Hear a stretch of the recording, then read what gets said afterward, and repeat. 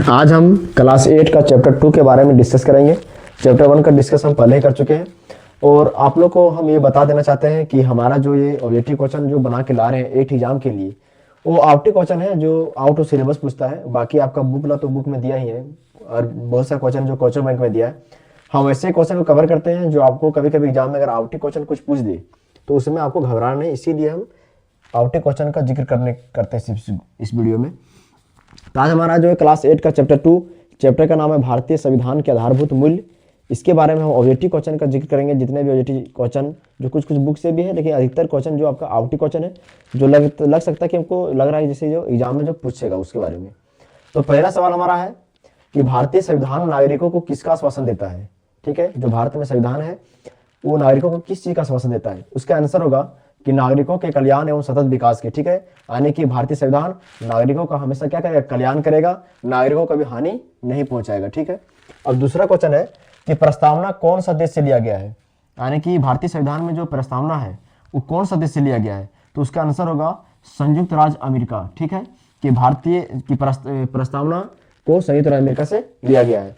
अब तीसरा क्वेश्चन जो है, नेक्स्ट क्वेश्चन, उसमें है कि प्रस्तावना की भाषा किस देश से ली गई है। ठीक है, तो अगर पूछेगा कि प्रस्तावना कौन सा देश से लिया गया तो संयुक्त राज्य अमेरिका से, और अगर वही क्वेश्चन कर दे कि प्रस्तावना की भाषा किस देश से ली गई है तो उसका आंसर होगा ऑस्ट्रेलिया। ठीक है, अब क्वेश्चन नंबर 4, प्रस्तावना में संप्रभुता का अर्थ क्या है।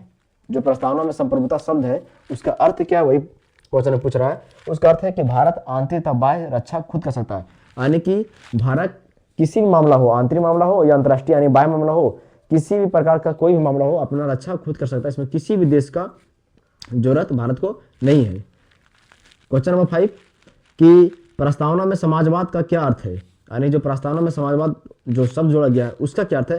तो उसका अर्थ है कि बिना भेदभाव, यहाँ पे आंसर लिखा हुआ है कि बिना भेदभाव पूरे समाज के हित में कार्य करना। ठीक है, यानी कि समाजवाद का अर्थ जो प्रस्तावना में लिया गया शब्द जोड़ा गया उसका उसमें यही कहना है कि समाज में कोई भी व्यक्ति हो, नीच हो, गरीब हो, अमीर हो, उससे कोई मतलब नहीं, समाज में कोई भी हो, बिना भेदभाव किसी से किए हुए आप समाज के हित में क्या करना है, कार्य करना है। क्वेश्चन नंबर आपका 6 कि प्रस्तावना में जोड़े गए 3 नए शब्द कौन कौन है। ठीक है, यानी प्रस्तावना में जो 3 नए शब्द जोड़े गए थे वो कौन कौन से थे।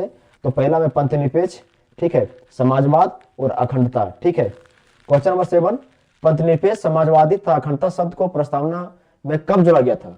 हम इसके पहले क्वेश्चन में जिक्र किए थे कि नया नया शब्द कौन थे, 3 ठो प्रस्तावना में जिसको जोड़ा गया था। तो पंथनिरपेक्ष, समाजवाद और अखंडता था। 7वां क्वेश्चन में वही क्वेश्चन थोड़ा जस्ट उल्टा है कि पंथनिरपेक्ष, समाजवाद तथा अखंडता शब्द को प्रस्तावना में कब जोड़ा गया था, इसका ईस्वी पूछा गया है। तो 42वां संविधान संशोधन के तहत 1976 में। आपका क्वेश्चन नंबर 8 है कि 42वां संविधान संशोधन के समय भारत की प्रधानमंत्री कौन थी।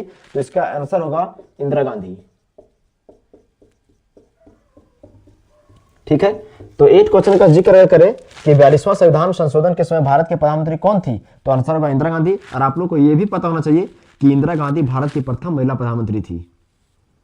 चलिए, क्वेश्चन नंबर 8 तक हो चुका था। क्वेश्चन नंबर 9 का जिक्र करेंगे कि भारत का सर्वोच्च पद किसका होता है। ठीक है, तो भारत का सर्वोच्च पद मतलब राष्ट्रपति का होता है। और ये भी सवाल पूछे कि भारत के सर्वोच्च नागरिक कौन थे, वो भी उसमें भी आंसर राष्ट्रपति होगा। ठीक है, क्वेश्चन नंबर 10 राष्ट्रपति का चुनाव किस तरीके से होता है। ठीक है, तो राष्ट्रपति का जो चुनाव होता है वो अप्रत्यक्ष तरीके से, यानी कि अप्रत्यक्ष तरीका का मतलब यहाँ अर्थ ये है कि राष्ट्रपति के चुनाव में जनता भाग नहीं लेती। ठीक है, राष्ट्रपति के चुनाव में जनता द्वारा जीते हुए जो प्रतिनिधि होते हैं वो भाग लेते हैं, इसीलिए लिखा गया है कि राष्ट्रपति का चुनाव अप्रत्यक्ष रूप से होता है। क्वेश्चन नंबर 11 कि भारत कब गणतंत्र घोषित हुआ। ठीक है, तो 26 जनवरी 1950 को। ठीक है, यानी कि हम गणतंत्र हुआ मैंने संविधान कब लागू हुआ था, बन के तैयार हो गया था 24 जनवरी 1950 को। अंतिम बैठक भी हुआ था, हम पिछला वीडियो में चर्चा किए थे कि संविधान का जो अंतिम बैठक हुआ था, संविधान सभा का अंतिम बैठक, वो 24 जनवरी 1950 को। ठीक है, लेकिन अब पूछा जाए कि भारत कब गणतंत्र घोषित हुआ तो उसका आंसर होगा 26 जनवरी 1950। नेक्स्ट क्वेश्चन जो है कि भारत के प्रथम राष्ट्रपति कौन थे। ठीक है, तो डॉक्टर राजेंद्र प्रसाद। ठीक है, अगर पूछेगा कि भारत के प्रथम राष्ट्रपति जो डॉक्टर राजेंद्र प्रसाद थे वो किस राज्य के थे, तो बिहार। अगर पूछेगा कि बिहार के किस जिले के थे, तो बिहार के सीवान जिले के थे। ठीक है, क्वेश्चन नंबर 13 में आपका कि भाषण तथा अभिव्यक्ति की स्वतंत्रता किस अनुच्छेद में है, तो अनुच्छेद 19 में। ठीक है, यानी बोलने की, कहीं भी भाषण देने की जो अभिव्यक्ति को जो स्वतंत्रता मिला है वो किस अनुच्छेद में जिक्र है उसका, तो 19 में। क्वेश्चन नंबर 14 जो आपका है कि विश्वास, धर्म और उपासना की स्वतंत्रता का जिक्र किस अनुच्छेद में है? यानी कि जो हम लोग को धर्म मानने का अधिकार होता है कि किस व्यक्ति को कौन सा धर्म मानना है, जो अपना अपना अधिकार है धर्म मानने का, उसका जिक्र जो किया गया है वो अनुच्छेद 25 से 28 के बीच किया गया। ठीक है, अब क्वेश्चन नंबर 15 आपका है कि कौन सा दो अनुच्छेद व्यक्ति की गरिमा का ख्याल रखता है? यानी कि कौन सा दो अनुच्छेद है जो व्यक्तियों की गरिमा का क्या करता है? आदर करता है या ख्याल रखता है, दोनों एक ही है। तो अनुच्छेद 17 और 32। ठीक है, अब नेक्स्ट क्वेश्चन है 16 नंबर कि राष्ट्रीय एकता दिवस कब मनाया जाता है? ठीक है, तो 31 अक्टूबर को मनाया जाता है। आज का जो मेरा वीडियो है, आज हम 16 क्वेश्चन को जो प्रश्न का हल किया है। आपको जो नेक्स्ट क्वेश्चन मिलेगा 17 नंबर से क्वेश्चन, वो वीडियो आपको नेक्स्ट, जितना भी क्वेश्चन है वो नेक्स्ट वीडियो मिलेगा। और ये जो वीडियो बनाए हैं खास करके आप लोग का 2026 एग्जाम